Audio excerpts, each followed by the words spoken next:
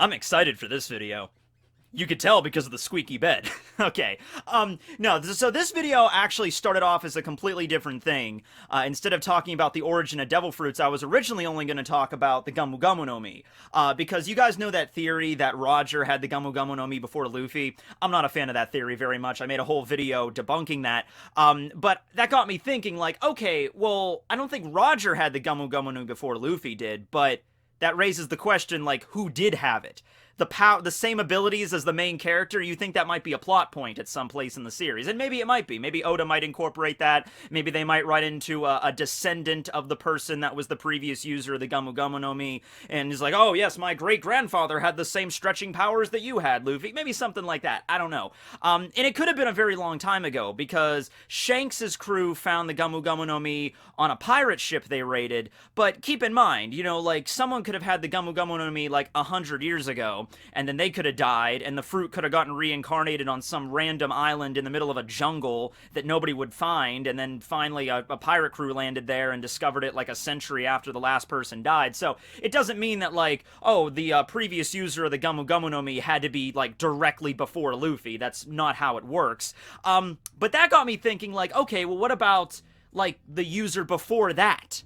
And then before that, and then before that. And what about the first ever user of the Gamu Gamu no Mi? What about them? And then I got me thinking, wait a second, let's bigger picture here, just back up the whole enchilada. What about the first devil fruit period?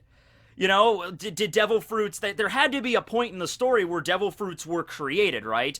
At the beginning of the story, it's pretty much just stated that devil fruits are just like a natural thing that exists in the world, right? But the way that Oda's going with this, and with Vegapunk being part of the story, it seems to be implied that no, devil fruits are not just like a naturally occurring thing. Like, something happened. There was an origin of these things, and there's like a true nature of them that Vegapunk figured out, to the point where he's even able to create duplicates. He tried to create the dragon fruit. It was a failure, but it was still pretty close in my opinion. Then you had Caesar and Doflamingo with the smiles and all that stuff. So I think it's pretty abundantly clear the way Oda's, you know, setting this up.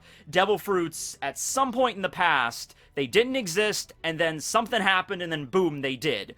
But does that mean they were all created at once, or does that mean there's like an origin, like a progenitor fruit, like the you know, fruit of knowledge or something, and then from that one fruit, other fruits spawned from it? I don't know. So that's what this video is going to be about. We're going to kind of look at the bigger picture here. Now, this is probably going to be a very scattershotted one. I know I'm known to go off on tangents quite a bit. Some of the tangents I go off of in this video are going to be very relevant to the overall thing I'm trying to get across here. Some are going to be irrelevant, and some are probably just going to be about French toast, because French toast is, let's be honest here, the single best breakfast item ever. Oh my god, the powdered sugar and some blueberries and the maple syrup. Oh my god, I want some right now!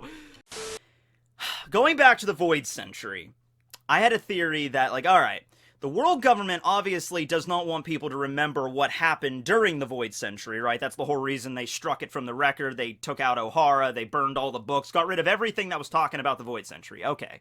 So that lends, you know, one to think that there was something the world government did during that time period that they don't want the rest of the world to know about, because this was the same time the world government got to power. Alright? So world government got to power. Something happened with that, and they were like, okay, now that we are in power, we're going to completely remove the record of what we just did, and then we could just, you know, continue our reign for centuries. And that's what happened. Okay. So there's a few ways you could take that, but one of the ways I chose to take it was, let's say that the world before the Void Century was very technologically advanced. Alright, like, there were, like, you know, like, you have the future island of Baltimore, Frankie got sent, and where Vegapunk grew up. Maybe the world was very similar to that back, like, over 1,000 years ago. Okay? Or it was on the train tracks to get to that point. And then the world government took over, and they kind of, you know, it was more of a regression when they got power, and then the world got thrust into this more, like, 15th century sort of, you know, pirate renaissance sort of era, you know? And so the world government doesn't want people to know about what the world was like before that, and so now they, you know, they changed everything around to make it the world that we see right now in One Piece. Now, how is this relevant to devil fruits? Well, we know right now, like I said, Vegapunk and Caesar were capable of creating artificial fruits. All right, so just pull out the old devil fruit recipe book and like, okay, mix 3 parts sad and then mix a lion's soul into it. All right, come over here, lion, and just shove the lion's soul in there, and then you get yourself a handy dandy devil fruit, right? Probably a little bit more complicated than that, but the idea is, hey, what if all devil fruits are, in a sense, man-made? Okay, whereas maybe there was a true way to manufacture the devil fruits, and this past civilization over 1,000 years ago, they knew how to do that, and maybe they created these fruits, to, help better society, like if you give someone the power of the Nomi, infinite flame generation, they could be useful for many things. Maybe there were more than one type of devil fruits, right? So you had a society that was like, they figured out the perfect way to craft fruits, the ways that devil fruits are right now, like the Api Api Nomi, Luffy's Gamu Gamu Nomi, the Goro Goro Nomi. That would be very useful to society, being able to generate godly amounts of electricity, So let's say that the world lived like that, and then the world government took over, and then, they completely crushed that civilization, and it changed the world entirely, but the remnants from that civilization still exist in the form of devil fruits. I like this thought, because I would not be very satisfied, maybe you would be, I don't know, I would not be very satisfied if Oda came out and said that the origin of devil fruits was that of a divine intervention, like, long ago in a distant land, there was this great god, and the god, bestowed the devil fruits upon the land, and that's where devil fruits come from. I wouldn't be very satisfied with that. Like I said, if you are, that's fine. It's just that from the way Oda's been going with it, he doesn't really involve, like, deities in One Piece very much. Like, if this was something that was set up from the beginning, where Oda established, like, there are 6 great gods of the One Piece world, like a god of the mountain, a god of the ocean, that kind of god of the storm, that kind of stuff. Like, if he set up this whole mythology beforehand, and then later on in the manga, we find out, oh yes, it was one of these gods. These gods worked together. They had a creator god, and that's the person that made all the devil fruits. That would be fine. But Oda doesn't really go there. I made a whole video about religion in One Piece, and he doesn't really talk about it very much. Yes, of course, you had Eneru, who was a god wannabe, and there's references, like, every now and then, like, during Thriller Bark. Right before Thriller Bark, they found that barrel floating in the water, and it was like an offering to the sea god. So, yeah, people in One Piece do worship deities. It's just, it's never been explained, like, how the religion works, or, like, what particular god it is, or how it exactly operates and stuff. We don't really go there, okay? So, they seem very mystical and magical, but I think that's where Oda's gonna, flip the script on us. He's gonna tell us, like, oh, no. They're not mystical or divine. They were created by man, thousands of years ago, and it was just we forgot the method. And right now, because Vegapunk is such a genius, he cracked the case. He figured out some of this lost knowledge from over, 1,000 years ago on how to create devil fruits, but it wasn't perfected yet. So that's why his devil fruit that he made with the dragon, Momonosuke's fruit, it wasn't perfect. And maybe he chose to abandon the project afterwards. Maybe he thought, like, there was a downfall of the civilization. That's something else, too. Hey, this might not have anything to do with the world government. Another idea I had was, let's go way back. Let's not even go to Void Century level. Let's go, like, 5,000 years ago or something. Let's say there was this distant civilization, and they're the ones that figured out the devil fruits. And it was because of their own hubris with the devil fruits, and they made so many of them, it just destroyed their society. Because let's say they use them at first, like, oh yes, the user of the Goro Goro Nomi can generate electricity throughout our entire land. Well, let's say someone got their hands on the Goro Goro Nomi, and they're like, hey, I have the power to control electricity, so I'm gonna try to wipe out this civilization. And this other guy's like, I have the power of fire, I'm gonna wipe out the civilization my own way, and they get into a massive fight. And this other guy has lava, and this other guy can control light. And the whole civilization basically just collapsed, because it's like we created artificial superpowers that make these people onto gods, and the civilization just got destroyed, but the devil fruits lived on in this reincarnation cycle, right? And then not because of the world government, but just because of the passage of time and the civilization got wiped out.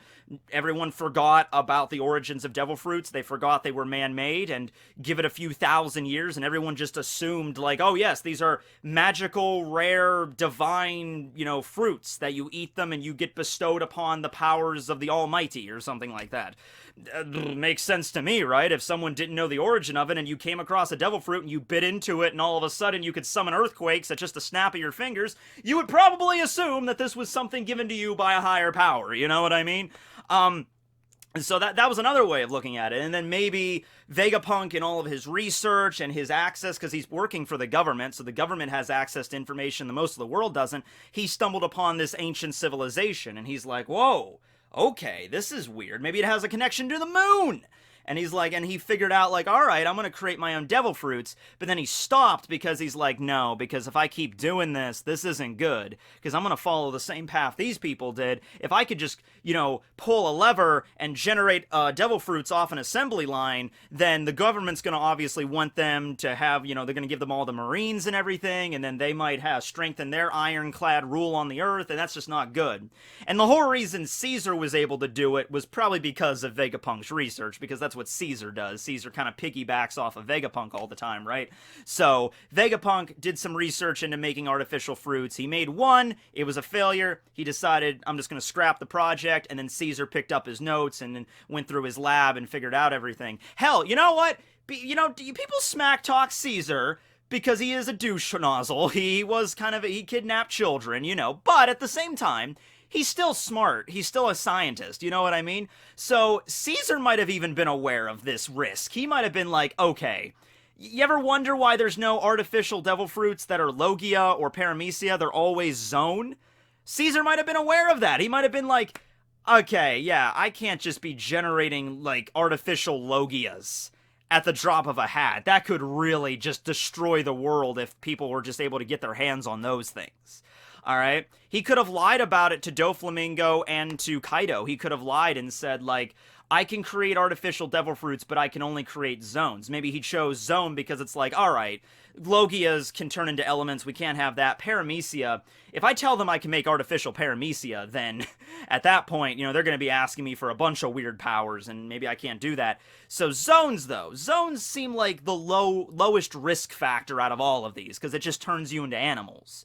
They might also be the easiest to manufacture, because I'm under the impression that a artificial zone, a smile, is, taking an animal, like in Speed's case, you take a horse, do something with the horse to extract its essence, the horse essence, or its soul or something, and then you could take that, the animal spirit, and put it into a devil fruit, and that's how you make a smile. Once again, I'm not familiar with the entire recipe here, but zones are basically just, they turn you into animals, so it's like, oh yeah, get the original animal, and then do something with that, and then put it into a fruit. It seems at least a little bit easier to comprehend the process than how would you get a fruit that controlled light or something. How would you artificially manufacture something of that level, like Kizaru's fruit, right? So, Caesar might have lied about it and said, I can only create zones, and Doflamingo and Kaido were like, yeah, sure, okay, fine, yeah, give us that, and then we can build up an army of beast pirates. But hey, an army of zone users, pretty intimidating, but not as intimidating as an army of Logia users. You know what I mean? Now, something else I thought of. Now, I'm just gonna say it because it sounds cool as shit, but you're gonna be probably a little confused of where I'm going with this, but just bear with me, alright? I'm gonna say it. Devil Fruit Fusion! Okay, now, before you actually think about what I just said, because even I'm not 100% sure what I just said, before you think about that, just repeat that back to yourself. Devil Fruit Fusion. That's pretty damn badass, isn't it? It's like, yeah, okay, Tekking, I'm gonna wait to see where you're coming from with this, but that does sound like a pretty cool concept. Alright, but what does it have anything to do with the origin of fruits? Luffy and Law do the fusion dance, Gamu Ape no Mi! Gamu Gamu no radio knife! That's awesome, right? You can think of all the possibilities. Alright, no, okay. So, this kind of idea came about because of Lady Toki. Alright, Lady Toki presents a lot of problems because she has the time fruit. This was the big one. This was an ability that I didn't think was going to be in One Piece at all. Oda introduces it, the devil fruit that can literally manipulate time. Not freely, but it can manipulate time to some degree. Now, we don't know what time period Lady Toki originates from. Most people seem to settle on the Void Century because that's the hotbed of... When you're talking about the past in One Piece, everything kind of connects back to the Void Century. That's like the big event, right? But once again, we don't know that for certain, so let's dial back the clock even further. Let's say Lady Toki lived long before the Void Century. Oda has set a precedence for this. He has set things up that, that take place before the Void Century, like the planting of the Tree of Knowledge. That was something I think that was 5,000 years in the past. That Moon City, I guarantee you, is way older than 900 years. I think Alabasta, when Robin was reading off the history of Alabasta to the crocodile, she was talking about like years and events that occurred long before the creation of the world government and the Void Century and all that stuff. So he has set a precedence for this, but it's just really not expanded on very much. But let's say, just for the sake of argument, Lady Toki existed in some land. Okay, maybe this is taking it a little bit more mystical with it. We're not going the advanced civilization creating devil fruits. But let's say there was this mystical land with a certain type of soil, kind of had mystical properties. We're not talking about like a deity comes down from the sky and says, have devil fruits. But the One Piece world is pretty weird already. So let's say there was one particular island where devil fruits grew. Okay, let's just say they started there. Okay, like that, yeah, there was this one particular tree. Maybe it might have been ancestor of the tree of Adam or Eve. Like maybe it was a progenitor tree to both of those. Because there's obviously biblical references in One Piece and, tree of knowledge, fruits, okay. Let's say that there was this one land that had this one tree and devil fruits all came from this single tree. Okay. Lady Toki's time fruit was one of them. And then, over the course of centuries... maybe these fruits, maybe there was like originally a few dozen of them, maybe they combined, like down the hereditary line or something. You take two different fruits, pool their power together, and you get a completely different ability. And then it continued down that line, kind of branching off all these different combinations, all these different possibilities. And then you get fruits that exist today with really weird powers. Because there's fruits now, the weird ones are like, I've talked about a lot of them, but like Baby Five's Buki Buki no Mi can literally turn you into a missile. The jacket fruit, you have a jacket, Like, if devil fruits existed way back when, I'm a little bit confused here. Like, okay, so, wait a second, do they have, like... surface-to-air missiles back in this, area where they exist? I mean, if you go with the futuristic society, that makes sense. But my point is, it would make more sense, like, if these devil fruits kept going down this line, and they maybe melded at some point, and you take this one fruit and this other fruit, mix it together, boom! I made a fart sound. Okay, okay. Take one fruit, mix them together, you get the Gumu Gumu no Mi, the rubber fruit. It wasn't one of the original fruits, but, over the course of centuries and maybe even millennia, they melded and created the Gumu Gumu no Mi. They melded and created the Buki Buki no Mi. All these really weird fruits that we see right now. And it seems like, yeah, some of them are clearly more powerful than others. Some are clearly more useful than others. There's like the jacket fruit, for instance, as well as with the cheer fruit that Bello Betty has. They are fruits that don't really affect the user at all in terms of powering up. They require outside assistance. Like with the jacket fruit, all that does is turn you into a jacket. There's really no applications there unless you get somebody to put the jacket on you. Bello Betty is the cheer fruit, which empowers others to rise up and fight. Don't really know if it can affect herself yet. From what we've seen so far, it cannot.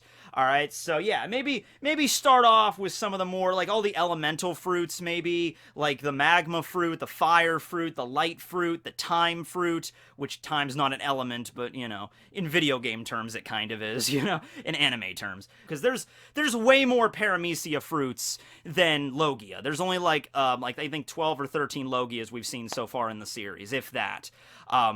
So maybe the Logias represent, like, the true devil fruits that existed back then, because those are, like, the basic elements of existence, you know, like lights and darkness and magma and, you know, ice and all that stuff. So those ones remain constant, but all these weird and wacky paramecia ones, those are the results of constant, maybe, experimentation and crossbreeding various devil fruits over the course of centuries. You know, they might have figured that out. Hey, if you really want to get complicated with it, because this isn't complicated enough already, if you really want to get complicated with it, let's say there was that original place that had the devil fruits, and then they collapsed, and then 1,000 years later this other civilization started studying devil fruits, and they started doing the crossbreeding thing, and that's where we get all the paramecia, and then that civilization died out because of the Void Century, and now we cut to 900 years now with all these wacky paramecia fruits all everywhere. And I would be fine with that, because I'm the kind of guy that really loves it when an author goes into all this, like, backstory and stuff. Because, you know, you could keep it simple and just be like, yeah, there was this event called the Void Century, and I mean, there were other stuff in the past, but that's not really important right now. Just focus on the Void Century and the present, and we're good. Yeah, you could keep it like that, and that would be fine, but I like the go with the Takashi route, you know, for Hunter x Hunter, where it's like, let's expand upon this a lot. You know, let's like, alright, so many different periods in history that we need to discuss here. I'm fine with that. Now, another option is something that, once again, I'm not very fond of. You know, I would, after 20-something years of wondering what devil fruits are, I would like Oda to throw us a little bit of a curveball. I would like him not just to come out, because a lot of people have said, you know, because of the whole biblical references, we have the treasure tree Adam and the mother tree Eve and their devil fruits, like, kind of really hammering in the Garden of Eden mythos here, you know what I mean? So, you know, like, if we're just gonna keep it really basic, the origin of devil fruits that Oda could lay out on us is, oh yes, there was a tree, and there were devil fruits on the tree, and that was it. I'm like, okay, like, that's fine, but can you give us something more with that? Like the crossbreeding thing, or the ancient civilization that collapsed and then came back and then collapsed again. Something like that.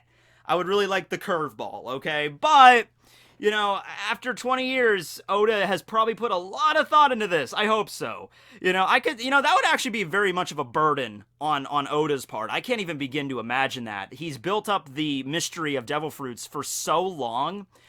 What if Oda came up with an idea for it, you know, 10 years in or so, or maybe at the very beginning, at the very, very beginning of the series, Oda's like, I know where devil fruits come from.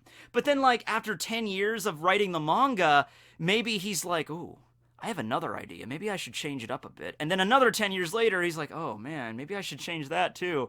I bet he lies awake at night like, what should I do with the devil fruits? Well, how should I reveal their nature to the people?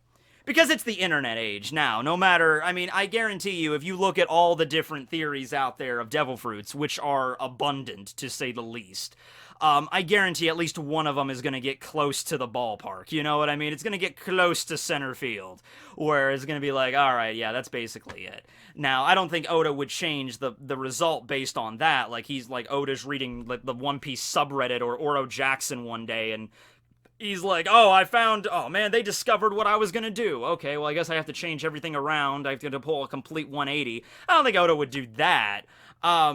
But it just, it does, like, the mystique with it. Like, if Oda really wants to blow our socks off with this, he doesn't have to throw us a curveball. He's gotta, like, get ready to throw the ball, and then he takes off his shoe and he throws that instead. Like, the last thing we expected. You know, like, what? Huh? You know, like, he might go really weird with it. So, I'm just gonna open up the floor now. What weird thing? I'm thinking aliens. Aliens could be a thing. Aliens do kind of exist in One Piece. They're space pirates that are like foxes. But we have the Moon City, so it's like aliens came to the One Piece world and gave us devil fruits. A portal to the 9th dimension opened up and we got devil fruits. Like, obviously, I'm being a little bit... I'm just throwing shit at a wall here, if we're being honest with you guys. Like, aliens, Cthulhu, but, in the hands of a good writer, and if Oda actually sat us down and explained this in a cohesive way, which he could figure out, it'd be like, Vegapunk sits down with all of the Straw Hats, and they're like, hey, where do devil fruits come from? And Vegapunk's like, okay, just... aliens. Like, what? I know. There are aliens! Aliens are real! Yes, I know. Just let me explain how it works. It's a little bit less complicated than what you're thinking. Alright? So I'll open up the floor to you guys. What wacky thing? Like, what's the last thing you would expect Oda to come up with the devil fruits? Because my mind immediately goes to the Forbidden Tree of Knowledge thing, or the Lost Civilization that had devil fruits. That's what I first immediately went to, right? So is Oda gonna do something like that, or is he gonna be like, no. I have something that nobody is going to be able to predict. The only way he could really do that, though, is if he completely, like, if he introduced a completely new concept. Like, the whole time travel concept, we didn't think time travel was possible in One Piece at all. I mean, I guess unless you read or watched the Rainbow Mist arc in the anime, but we don't talk about the Rainbow Mist arc. You know, unless you watch that arc, okay, time travel is sort of a thing. But up until, in the manga, we didn't get the time travel thing right up until the time fruit was revealed. And it was kind of something that came out of left field, I'll admit it. It was kind of something that slapped a lot of us in the face. Like, whoa, time travel, what? I think Oda probably thought it was best just to rip off that Band-Aid. To be like, alright, instead of trying to, like, build it up a little bit beforehand, I'm just gonna throw it at you right away. Yes, time travel exists. Yes, there's a time fruit. And Lady Toki had it. Here's all in one chapter where you find out about all of this stuff. You know, or in like the 1 or 2 chapters leading up to it immediately before we find out, like, hints that time travel is a thing. So yeah, he might reveal that the same way. He might be like, alright, I have an origin for devil fruits. They come from a different dimension. I've never really talked about different dimensions in One Piece. I'm just gonna rip the Band-Aid off and just be like, okay, different dimensions are real. Here's a whole chapter explaining it, and you're just gonna have to take it, and we're gonna explain more as we go, but this is how this whole process works. That's where they came from. La da da. Yeah, okay, so what do you guys think about this?